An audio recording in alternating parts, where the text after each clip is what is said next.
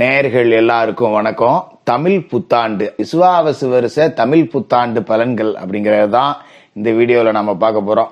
அதாவது 60 தமிழ் வருடத்துல 38வது வருடமான குரோதி வருடம் அப்படிங்கிறது முடிய போகுது. குரோதி அப்படின்னாலே பகை, கேடு, ஒரு பெரிய கண்டம் நம்மளை விட்டு போயிடுச்சுரா சாமி அப்படின்னு சொல்ல போறோம். விசுவாவசு அப்படின்னா உலக நிறைவு, உலகத்துல உள்ள எல்லாரும் மகிழ்ச்சியோட வாழ போற ஒரு வருடமா இருக்க போகுது அப்படிங்கிற நம்பிக்கையோட இந்த வருடத்திற்கு உண்டான கிரக நிலைகளை பார்ப்போம். அதாவது வருட கிரகங்கள்னு பாத்தீங்கன்னா சனி பகவான் பயிற்சி ஆகி கும்பராசிலேருந்து மீனராசிக்கு போயிட்டாரு. இப்ப குரு பகவான் ரிஷபராசியில இருக்காரு. இந்த வருடம் விசுவாச வருடம் தொடங்கி 31ஆம் தேதி சித்திரை 31ஆம் தேதி அவரு மிதுன ராசிக்கு போக போறாரு. அது மாதிரி சர்ப்ப கிரகங்களான ராகு கேதுக்களோட பயிற்சி அப்படிங்கிறதும் இருக்கு. ராகு கேதுக்கள் வைகாசி மாசம் 4ஆம் தேதி ராகு மீனராசியிலேருந்து கும்பராசிக்கும், கேது கன்னிராசியிலேருந்து சிம்ம ராசிக்கும் போறாரு.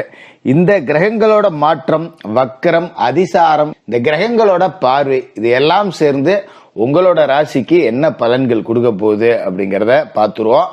நேயர்கள் எல்லாருக்கும் தமிழ் புத்தாண்டு நல்வாழ்த்துக்கள். மேசராசி நேயர்களே, உங்களுக்கு இந்த விசுவாவசு தமிழ் புத்தாண்டு எப்படி இருக்கு அப்படின்னு பார்த்தோம்னா, இந்த வருடம் தொடங்கும் போதே உங்களுக்கு 7.5 சனி அப்படிங்கிறது தொடங்கிருது. அதனால கொஞ்சம் பயம் அப்படிங்கறது மேசராசிக்காரர்களுக்கு இருக்கும். என் வாழ்க்கை ஏற்கனவே 7.5 சனி நடந்த மாதிரி தான் போயிட்டு இருக்கு, இப்ப இதுல புதுசா என்ன 7.5 சனி வர வேண்டியது அப்படிங்கிற மாதிரி ஒரு விதமான சலிப்பு அப்படிங்கிறது உங்களுக்கு இருக்கும். கவலைப்படாதீங்க, 7.5 சனி காலகட்டத்திலேயே நல்லா இருக்க போற ஒரு அமைப்பு அப்படிங்கிறது மேசராசிக்காரர்களுக்கு கிடைக்குது. என்ன ஜோசியரை சொல்றீங்க, 7.5 சனி காலகட்டத்தில் நாங்க எப்படி நல்லா இருப்போம் அப்படின்னு நீங்க கிடைக்கலாம். அதாவது 7.5 சனியில விரய சனி அப்படிங்கறத இந்த விசுவாவசு வருடத்துல நீங்க அனுபவிக்க போறீங்க. விரய சனி அப்படிங்கிறது விரயங்களை கொடுக்கும். அதே நேரத்துல சனி பகவானோட பார்வையிலிருந்து உங்களோட ராசி அப்படிங்கிறது விலகுது. சனி பகவான் உங்களோட ராசிக்கு தனஸ்தானத்தை பாக்குறாரு, தனவாக்கு குடும்பஸ்தானத்தை பாக்குறாரு.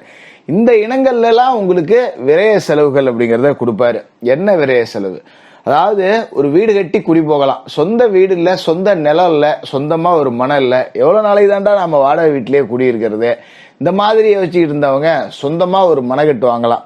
இது சுப விரய செலவுகள் தான். சந்தோஷம், பரவாயில்ல, சனி பகவானால நான் ஒரு இடம் வாங்கினேன், சனி பகவானால நான் ஒரு வீடு கட்டினேன், சனி பகவானாலதான் சொந்த வீடு அமைப்பே எனக்கு கிடைச்சிருக்கு அப்படின்னு நீங்க எப்பவுமே நடக்கக்கூடிய நன்மைகள் எல்லாமே சனி பகவானால நடக்கிறதா நினைச்சு பாருங்க. சனி மேற்கொண்டு வாரி வாரி வாரி வாரி உங்களுக்கு கொடுத்துக்கிட்டே இருப்பார். அதனால நீங்க 7.5 சனி அப்படின்லாம் பயப்பட வேண்டியதில்லை. சரி, குரு பகவான் எங்க இருக்காரு அப்படின்னு பாத்தீங்கன்னா உங்களோட ராசிக்கு 2வது வீட்டுல இருக்கார். இப்ப இந்த மாசம் பிறந்து, அதாவது இந்த சித்திரை மாசம் பிறந்து 31ஆம் தேதியே குரு பகவான் உங்களோட ராசிக்கு 3வது வீட்டுக்கு போய் மறைகிறார். அதாவது 2ல குரு இருக்கிறது நல்ல இடம், 3க்கு போறது ஒரு சுமாரான அமைப்பு அப்படின்னு சொல்லுவாங்க. ஆனா அதை விட அட்டகாசமான யோகம் உங்களுக்கு என்ன அப்படின்னா, ராகு விரய வீட்டில இருந்து வைகாசி மாசம் 4ஆம் தேதி உங்களோட ராசிக்கு லாப வீட்டுக்கு போறார். விஷப்பாம்பு ராகு லாப வீட்டுக்கு போறார் அப்படிங்கிறது அதி அற்புத யோகம் அப்படின்னு நாம சொல்லுவோம். எதனால இதை சொல்றேன் அப்படின்னா, சனி லாபஸ்தானத்துல இருந்தாரு ஆனா உங்களுக்கு லாபம் வரல, குரு தனஸ்தானத்துல இருந்தாரு ஆனா லாபம் உங்களுக்கு வரல. வந்திருக்கும், காசு 10 ரூபா வந்துச்சு, ஆனா எங்க போச்சுன்னே தெரியல. அதுக்கு காரணம் என்ன அப்படின்னு பாத்தீங்கன்னா, விரைய வீட்டுல இருந்த ராகுதான்.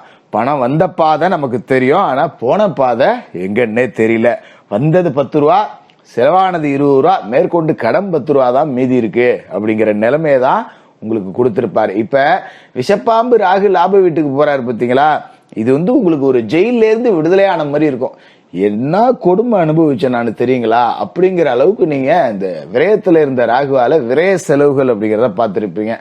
சாதாரணமா பாத்தீங்கன்னா எந்த செலவும் இல்லாம நிம்மதியா வீட்டுல இருப்போம், 10 ரூபா இருக்குடா அப்படின்னு. அப்பதான் பாத்தீங்கன்னா வீட்டுல உள்ள ஒவ்வொரு பொருளா பொழுது போவோம். இந்த லைட்டு பீஸ் போச்சுடா மாத்தினேன், அடுத்து அந்த லைட்டு பீஸ் போச்சு, அதை மாத்தினேன் கிரைண்டர் ரிப்பேர் ஆகி போச்சு, அதை மாத்தினேன் வண்டி ரிப்பேர் ஆகி போச்சு, அதை மாத்தினேன் கம்ப்யூட்டர் ஒன்று ரிப்பேர் ஆகி போச்சு. இப்படி பழுது போன பொருட்களை நாம பழுது நீக்க செலவு பண்ணியே கடங்காரன் ஆயிருப்போம் அப்படிங்கிற நிலைமை தான். திடீர்னு பாத்தீங்கன்னா தொழில் செய்யற தொழில் உட்காந்து எந்திரிச்சிருக்கும், ஒரு நிலையற்ற வருமானம் அப்படிங்கிறது இருந்திருக்கும். தொழிலை நம்பி 10 ரூபாய் யார்ட்டையும் கடன் கூட வாங்க முடியாது. ஒரு அல்ல அர்ஜென்ட்டுக்கு ஏதோ மாசம் ஒரு 50 ரூபா வருது, 30 ரூபா வருது அப்படின்னா சரிப்பா 30 ரூபா வருது, ஒரு 10 ரூபா கடன் வாங்கலாம், கொடுத்துடலாம் அப்படிங்கிருக்கும். ஆனா நமக்கு அப்படி கிடையாது. என்ன அப்படின்னா 30 ரூபாய் இந்த மாசம் வருது, அடுத்த மாசம் 3 ரூபா கூட வராது, அடுத்த மாசம் 50 ரூபாயா வருது, அடுத்த மாசம் 5 ரூபா கூட வரல.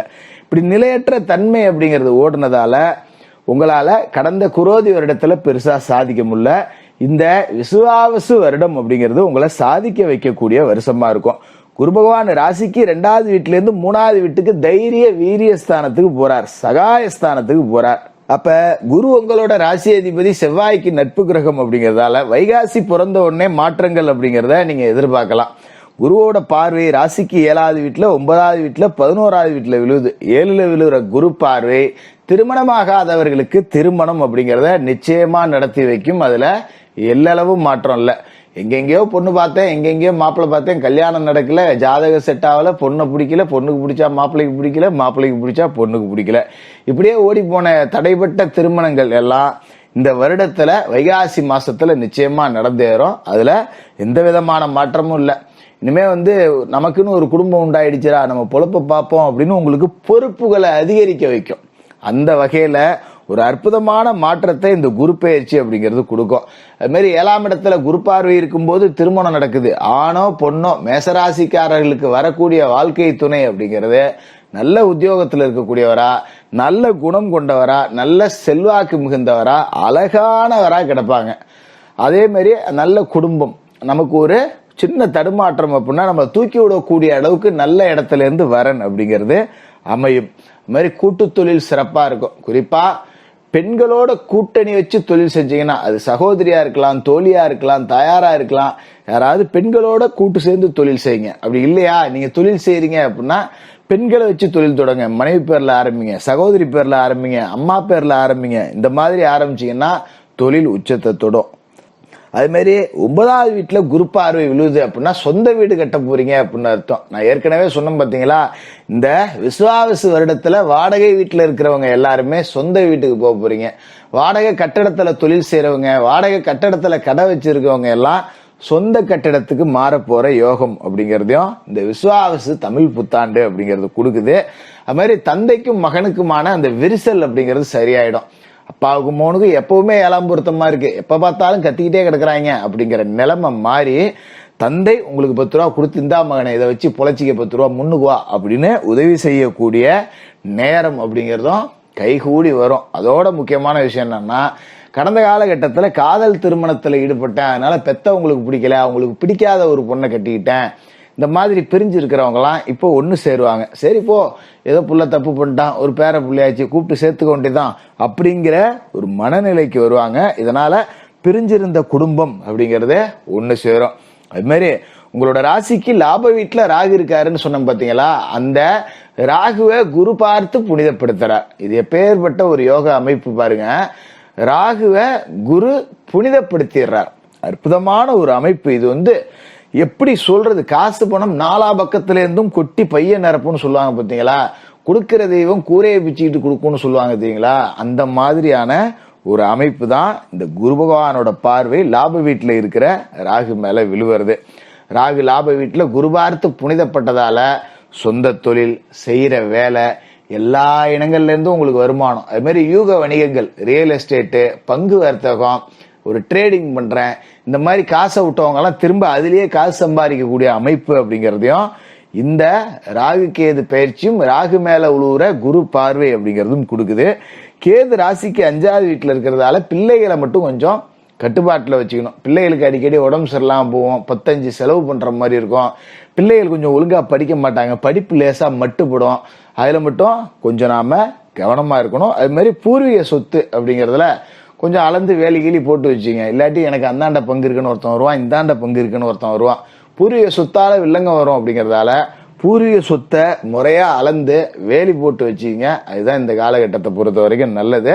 மற்றபடி பூர்வீக சொத்தை விற்கிறதுக்கோ இல்ல இன்னொரு பரம்பரை சொத்தை நீங்க வாங்குறதுக்கோ, அதாவது ஒரு பங்காளி சொத்து, பக்கத்து நில சொத்து வாங்குறதோ வேண்டாம். அது தேவையற்ற சாபம் அப்படிங்கறத கேது 5ஆம் இடத்துல இருக்கிறப்ப கொடுக்கும். அதனால பூர்வீக சொத்தை விற்பனை செய்ய முயற்சிக்க வேண்டாம். வழக்கு ஏதாவது இருந்ததுன்னா தொடர்ச்சியா நடத்திட்டு வாங்க.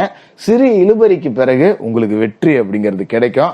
மற்றபடி குரோதி வருடம் தமிழ் புத்தாண்டு அப்படிங்கிறது உங்களுக்கு நிறைய சனி குருலாம் நல்ல இடத்துல இருந்தாலும் ராகு கெடுத்ததால பெருசா கொடுக்க முடியல. இப்ப நீங்க இந்த விசுவாவசு வருடத்துல 7.5 சனி அப்படின்லாம் பயப்பட வேண்டாம். குரு பார்த்து புனிதப்படுற ராகு உங்களை கோடீஸ்வரன் ஆக்குவார். இது நிச்சயமா நடக்கும். எல்லாருக்கும் மறுபடியும் புத்தாண்டு வாழ்த்துக்கள். ரொம்ப சிறப்பா இருப்பீங்க மேச ராசிக்காரர்கள், கவலைப்பட வேணாம்.